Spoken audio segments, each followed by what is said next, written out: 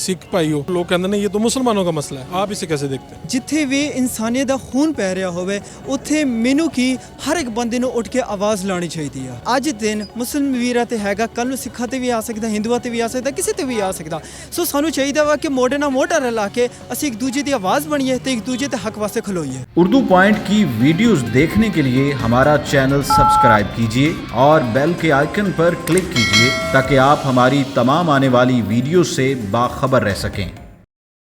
जी अस्सलाम वालेकुम नाजरीन, आप देख रहे हैं उर्दू पॉइंट और मैं हूं फरूक बुड़ाइच। इसराइल बमबारी कर रहा है मुसलसल फ़लस्तीन पर और इस वक्त तक 200 शहादतें हो चुकी हैं और कई लोग, कितने 100 अफराद ज़ख्मी हैं और ये जुल्म की जो दास्तान है वो भी लिखी जा रही है मुसलसल।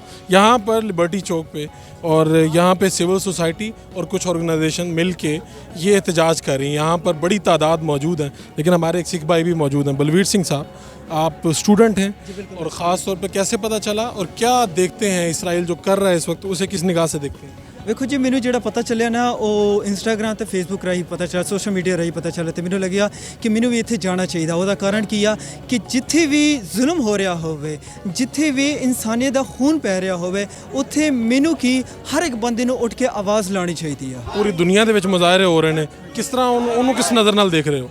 ਦੇਖੋ ਜੀ, ਇਹ ਜਿਹੜੀ ਚੀਜ਼ਾਂ ਮੈਨੂੰ ਜੇ ਮੇਰੇ ਤੱਕ ਪਹੁੰਚ ਰਹੀਆਂ ਨੇ ਨਾ ਤੇ ਸੋਸ਼ਲ ਮੀਡੀਆ ਰਾਹੀਂ ਹੀ ਪਹੁੰਚ ਰਹੀਆਂ ਨੇ। ਅੱਜ ਕੁਝ ਵੀ ਨਹੀਂ ਲੁਕ ਸਕਦਾ ਸੋਸ਼ਲ ਮੀਡੀਆ ਦੇ ਕਰਕੇ, ਠੀਕ ਹੈ।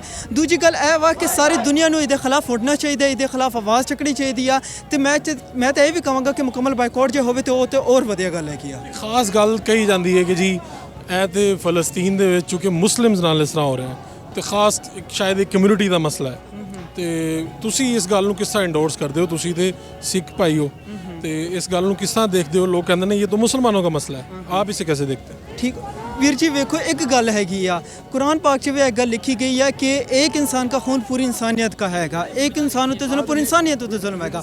ਸੋ ਉੱਥੇ ਕਿਸੇ ਇੱਕ ਬੰਦੇ ਦਾ ਖੂਨ ਨਹੀਂ ਵਗ ਰਿਹਾ ਹੈਗਾ, ਉੱਥੇ ਪੂਰੀ ਇਨਸਾਨੀਅਤ ਦਾ ਕਤਲ ਹੋ ਰਿਹਾ, ਉੱਥੇ ਮੁਸਲਮਾਨਾਂ ਦਾ ਕਤਲ ਹੋ ਰਿਹਾ ਵਾ। ਸੋ ਮੈਂ ਤੇ ਇਹਦੇ ਖਿਲਾਫ ਆਵਾਜ਼ ਚੱਕਣਾ ਮੈਂ ਆਪਣਾ ਹੀ ਫਰਜ਼ ਸਮਝਦਾ ਤੇ ਮੈਂ ਚਾਹੁੰਦਾ ਕਿ ਕ੍ਰਿਸਚਨ ਵੀ ਅੱਗੇ ਆਵੇ, ਹਿੰਦੂ ਕਮਿਊਨਿਟੀ ਵੀ ਆਵੇ, ਮੁਸਲਿਮ ਤੇ ਆਣਗੇ। ਮੈਂ ਕਹਿੰਦਾ ਕਿ ਸਾਰੇ ਅੱਗੇ ਆਣ। ਤੁਸੀਂ ਲਾਹੌਰ 'ਚ ਪੈਦਾ ਹੋਏ? ਨਹੀਂ ਵੀਰ ਜੀ, ਮੈਂ ਨਨਕਾਣਾ ਸਾਹਿਬ ਦਾ ਹੈਗਾ। ਨਨਕਾਣਾ ਸਾਹਿਬ ਤੇ ਮੁਜ਼ਾਹਰੇ ਆਸੇ ਲਾਹੌਰੋਂ ਆਏ ਕਿ ਉੱਥੋਂ ਆਏ? ਨਹੀਂ ਵੀਰ ਜੀ, ਮੈਂ ਇਸ ਟਾਈਮ ਇੱਥੇ ਹੀ ਆਏਗਾ ਸੀ, ਲੋਕਡਾਊਨ ਕਰਕੇ ਮੈਂ ਇੱਥੇ। ਤੁਸੀਂ ਘਰ ਤੇ ਦੱਸਿਆ ਹੋਏਗਾ ਕਿ ਮੈਂ ਫਲਸਤੀਨ ਵਾਸਤੇ ਜਾ ਰਿਹਾ ਮੁਜ਼ਾਹਰਾ ਕਰਨ, ਉਹਦੇ 'ਚ ਸ਼ਰੀਕ ਹੋਣ ਜਾ ਰਿਹਾ, ਦੱਸਿਆ ਤੇ ਕੀ ਰਿਐਕਸ਼ਨ ਸੀ ਘਰ ਵਾਲਿਆਂ ਦਾ? ਵੀਰ ਜੀ, ਜਦੋਂ ਵੀ ਮੈਂ ਇਸ ਤਰ੍ਹਾਂ ਦੀ ਗੱਲ ਆਪਣੇ ਘਰ ਵਾਲਿਆਂ ਨਾਲ ਸ਼ੇਅਰ ਕਰਦਾ ਨਾ ਤੇ ਉਹ ਮੋਢੇ ਤੇ ਥਾਪੀ ਦੇ ਕੇ ਕਹਿੰਦੇ ਜਾ ਮੇਰਾ ਪੁੱਤਰ ਜਾ।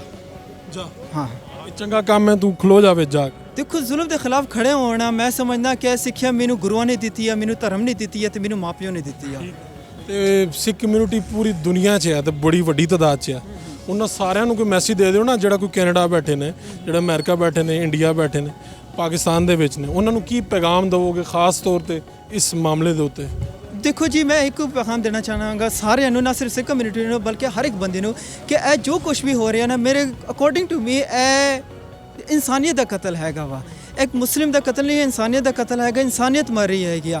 ਜੇ ਇਹ ਅੱਜ ਦਿਨ ਮੁਸਲਿਮ ਵੀਰਾਂ ਤੇ ਹੈਗਾ, ਕੱਲ ਨੂੰ ਸਿੱਖਾਂ ਤੇ ਵੀ ਆ ਸਕਦਾ, ਹਿੰਦੂਆਂ ਤੇ ਵੀ ਆ ਸਕਦਾ, ਕਿਸੇ ਤੇ ਵੀ ਆ ਸਕਦਾ। ਸੋ ਸਾਨੂੰ ਚਾਹੀਦਾ ਵਾ ਕਿ ਮੋਢੇ ਨਾਲ ਮੋਢਾ ਰਲਾ ਕੇ ਅਸੀਂ ਇੱਕ ਦੂਜੇ ਦੀ ਆਵਾਜ਼ ਬਣੀਏ ਤੇ ਇੱਕ ਦੂਜੇ ਦੇ ਹੱਕ ਵਾਸਤੇ ਖਲੋਈਏ। ਬਿਲਕੁਲ ਠੀਕ ਹੈ। ਜ਼ੁਲਮ ਜਿੱਥੇ ਵੀ ਹੋਏ ਇੱਕੋ ਵਰਗਾ, ਭਾਵੇਂ ਉਹ ਮੁਸਲਮਾਨਾਂ ਤੇ ਹੋਵੇ ਭਾਵੇਂ ਕਿਸੇ ਤੇ ਵੀ ਹੋਵੇ। ਹਾਂਜੀ, ਜ਼ੁਲਮ ਹੁੰਦਾ। ਜ਼ੁਲਮ ਦਾ ਕਿਸੇ ਖਾਸ ਧਰਮ ਨਾਲ ਮੈਂ ਨਹੀਂ ਚਾਹੁੰਦਾ ਕਿ ਕੋਈ ਰਿਲੇਸ਼ਨ ਹੋਵੇ। ਬਿਲਕੁਲ ਠੀਕ ਹੈ। ਇਹ ਤੁਸੀਂ ਦੇਖਿਆ ਜੀ, स्टूडेंट ने और ख़ास तौर पे इस एहतजाज में शरीक होने आए हैं और जब वो इस एहतजाज में शिरकत के लिए आ रहे थे तो घर वाले उनके कह रहे थे कि आपने ज़रूर जाना है। उन्होंने उनको हौसला अफजाई की उनकी और उन्होंने कहा कि आपने इस मुजाहरे में जाना है और इनका ये मैसेज है पूरी दुनिया की सिख कम्यूनिटी के लिए कि आप भी जुल्म के ख़िलाफ़ खड़े हो जाएँ। जो जुल्म फ़लस्तीन में पिछले कई दिनों से बरपा है और अब इसमें शिद्दत आई है, दूसरी आलमी तंजीमें भी देख रही हैं इसे, लेकिन बहरहाल सिविल सोसाइटी और आवाम को उठना है, चाहे वो किसी भी कम्यूनिटी से हो। जुल्म को जुल्म नहीं कहना। अपने मेज़बान फ़रूक बुड़ाइच को इजाज़त दीजिए अल्लाह ने के बाद।